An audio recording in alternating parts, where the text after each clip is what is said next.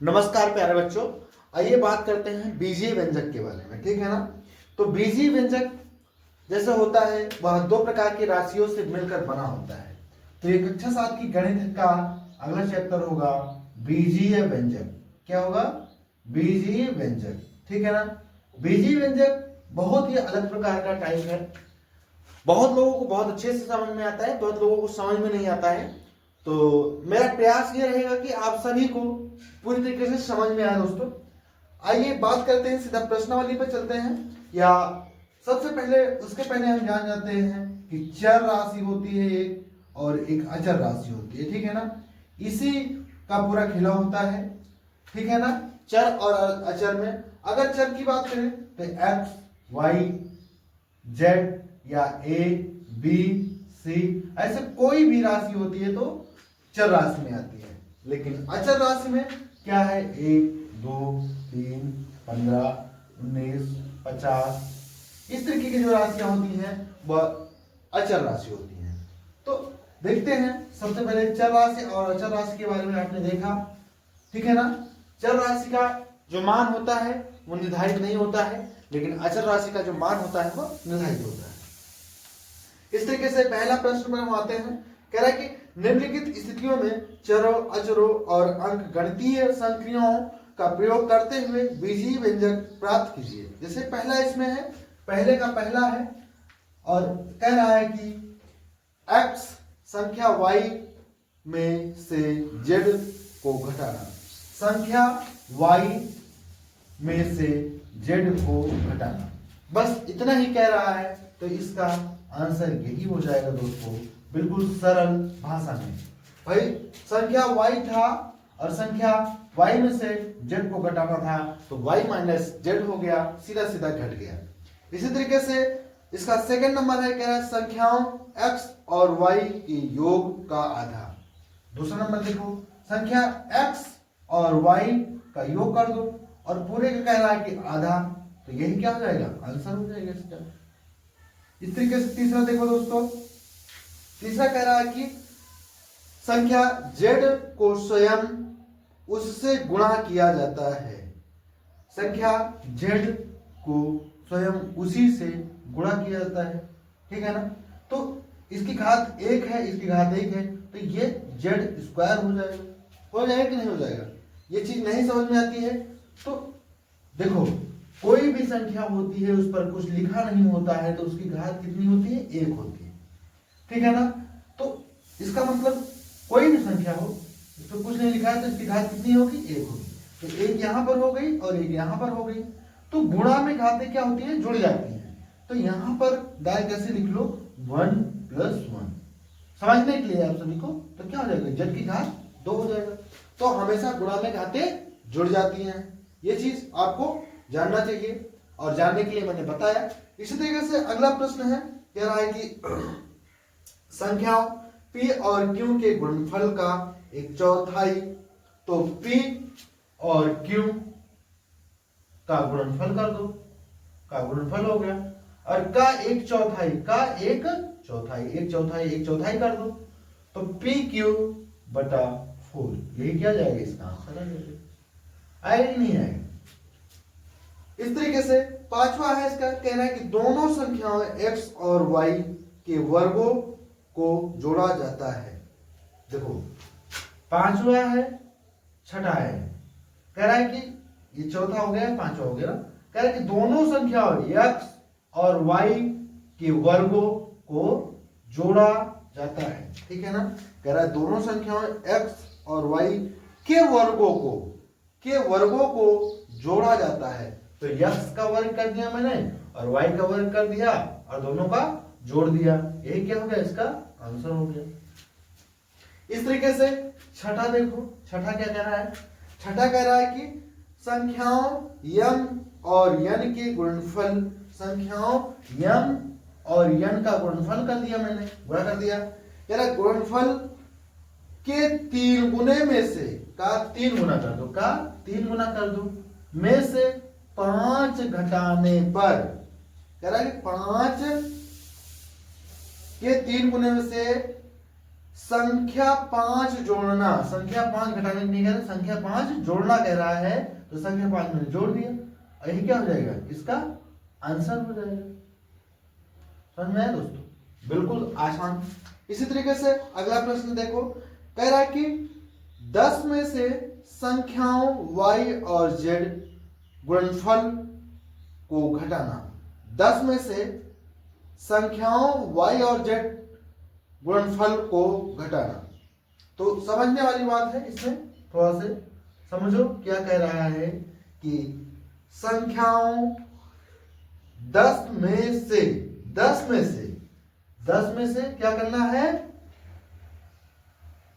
संख्याओं y और z गुणनफल, संख्याओं y और z के गुणनफल को क्या करना है, घटाना है।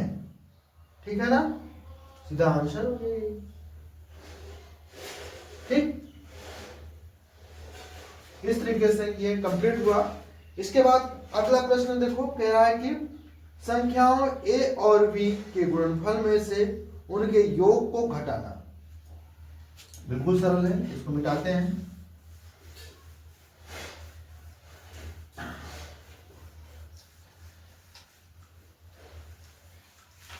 कौन सा है ये, 8वां नंबर है।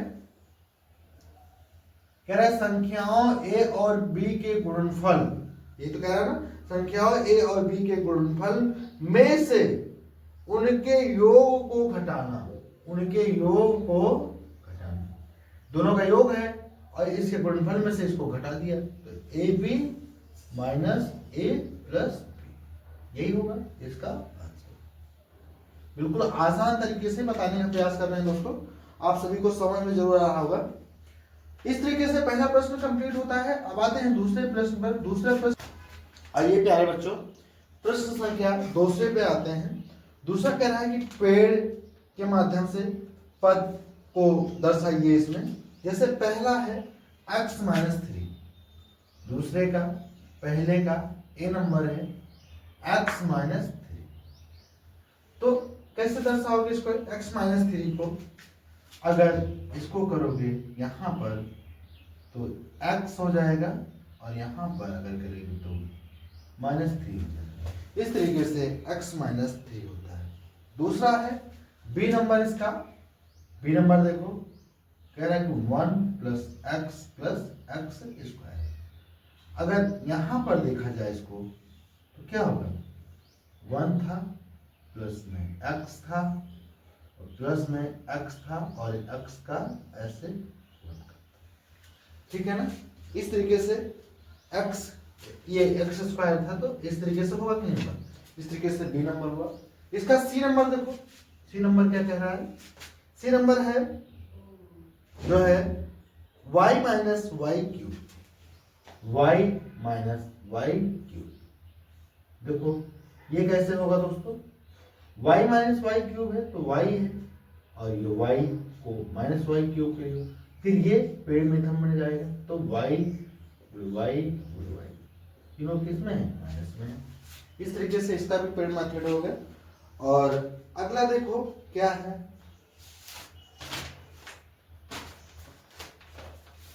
अगला है 5x square plus 7x square y। D number है 5x square y plus 7x square y। यही है 5xy स्क्वायर और 5x 7x स्क्वायर y, ये है। तो कर दो, कोई दिक्कत नहीं। इसमें क्या है 5x y स्क्वायर, तो ये पेड़ मेथड में जाएगा ऐसे करके। ये 5 है, ये x है, ये y है, y का स्क्वायर है ना, तो ये ऐसे जाएगा y और ये y, ये पेड़ मेथड बन गया। इस तरीके से इसका देखो तो ये 7 है, x स्क्वायर y है, तो इसका भी पेड़ मेथड जाएगा 7x स्क्वायर और y, x स्क्वायर में 2 है तो x गुणे x, ये पेड़ मेथड तैयार हो गया। ठीक है ना। इस तरीके से डी के बाद आता है ई। ई नंबर देखो, ई नंबर कह रहा है minus a b plus 2b³ 2b² minus 3a, यही है। तो इसमें कुछ नहीं करना है, ए बी है माइनस ए बी कर दो, ये ऐसे जाएगा माइनस ए और बी, यहाँ प्लस 2b² है तो 2b² कर दो, यहाँ ऐसे जाएगा 2 जाएगा b² जाएगा और b² में b गुणे b हो जाएगा। इस तरीके से माइनस 3a² है तो इससे 3 जाएगा, a² जाएगा, a² का a में a जाएगा, ठीक है ना। इस तरीके से ये पेड़ मेथड तैयार हो गया दोस्तों, ठीक है ना। अगला प्रश्न है, क्या है अगला प्रश्न? अगला प्रश्न कह रहा है कि व्यंजक पद और गुणनखंड लिखिए, ठीक है ना। अगला प्रश्न कह रहा है कि व्यंजक पद और गुणनखंड लिखिए। तो तीसरे में देखते हैं, आइए तीसरा करते हैं। इसको सारणी में लिखने के लिए कह रहा है व्यंजक पद और गुणनखंड लिखिए। तो यहाँ पर व्यंजक हो जाएगा, यहाँ पर पद हो जाएगा, यहाँ पर गुणनखंड हो जाएगा। क्या हो जाएगा? गुणनखंड। तो पहला व्यंजक क्या है? पहला व्यंजक है ए नंबर का -4x + 5। अगर पद की बात करें तो यहाँ -4x, 5 हो जाएगा। और गुणनखंड की बात करें तो 4 का गुणनखंड है, x का गुणनखंड है और 5 का गुणनखंड। इस तरीके से इसके गुणनखंड होंगे, ठीक है ना। ये माइनस में है तो माइनस लिख सकते हो। ऐसे गुणनखंड इसके तैयार हो जाते हैं दोस्तों, ठीक है ना। इस तरीके से अगला है -4x + 5y, -4x + 5y। तो क्या पद क्या होगा? -4x होगा और कामा 5y होगा। तो यहाँ पद गुणनखंड क्या होंगे? -4x, 5 और y। इस तरीके से इसके गुणनखंड हो जाएंगे, ठीक है ना। अगला है सी number 5y + 3y², 5y + 3y², ठीक है ना। बी था ये सी।